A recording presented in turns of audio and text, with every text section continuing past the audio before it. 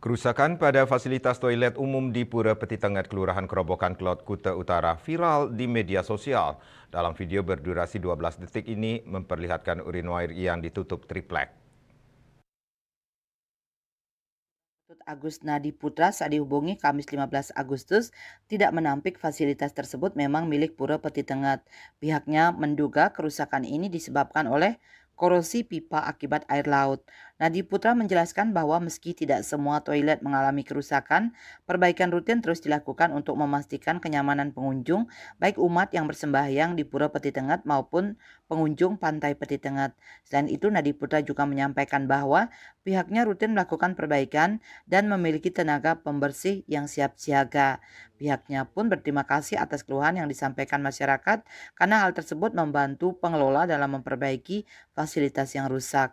Ia juga mengimbau masyarakat untuk melaporkan langsung kepada Pengempon Pura Peti Tengah jika menemukan kerusakan serupa di masa mendatang.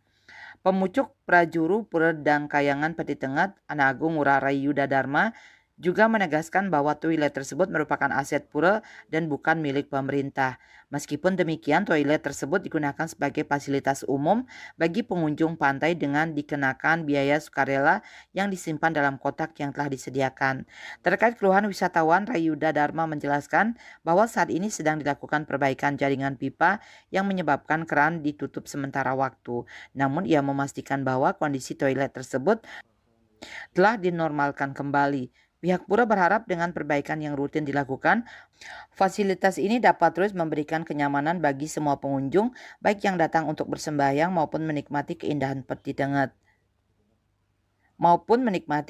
Pantai Peti Tengah. Bali Post melaporkan.